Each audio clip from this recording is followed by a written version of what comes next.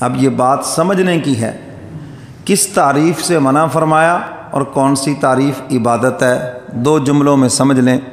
جو تعریف چاپلوسی پہ، خوشامد پہ مشتمل ہو وہ حرام ہے، اور جو تعریف ایمان میں زیادتی کر دے وہ تعریف عین عبادت ہے۔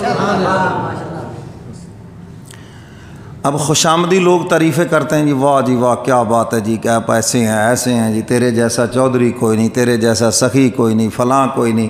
یہ سب کام نکلوانے کے لیے تعریفیں ہوتی ہیں، یہ چاپلوسی ہے اور یہ حرام ہے، اور انہی کے متعلق کہا گیا کہ مٹی کی چٹکی لو اور ان کے منہ کے اندر ڈال دو۔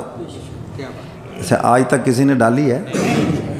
مزے لے لے کے سنتے ہیں، مزے لے لے کے میری تعریف ہو رہی ہے بڑی، حالانکہ اپنا پتہ تو خود ہی ہے کہ تم ہمارے کیا کرتوت ہیں، کیونکہ سب کو پتہ ہے یا نہیں؟ اگر کوئی آپ کو تہجد گزار کہے اور آپ خوش ہو رہے ہوں، تو پڑھی ہے نماز نہیں ہے کبھی، اور آپ کو کہہ رہے ہیں تہجد گزار، تو خوش ہو رہے ہیں جھوٹی تعریفوں کے اوپر۔ یہ بیماری تو ہمارے سیاستدانوں کی تھی اور آ گئی ہمارے اندر بھی، ووٹروں کے اندر بھی آ گئی، ہماری تعریفیں کرو جی۔ تو میرے محترم سامعین، یہ جو خوشامد ہے یہ حرام ہے۔ ہاں کسی کی نیکی کی تعریف جس سے دوسروں کو بھی نیکی کی توفیق مل جائے، جس کی تعریف کی جا رہی ہے اس کے ایمان میں اضافہ ہو جائے، ایسی تعریف عین عبادت ہے۔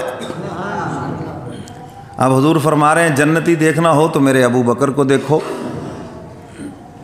تاکہ جتنے لوگ ہیں وہ بھی کوشش کریں اس مقام تک پہنچنے کی، کیا ایسا عمل کیا ہے، کس طرح اللہ اس کے رسول کا اللہ کو خوش کیا، اس کے محبوب کا دل خوش کیا ہے کہ حضور کی زبان مبارک سے یہ خوشخبری سنائی جا رہی ہے، ہم بھی کوشش کریں ایسے عمل کی۔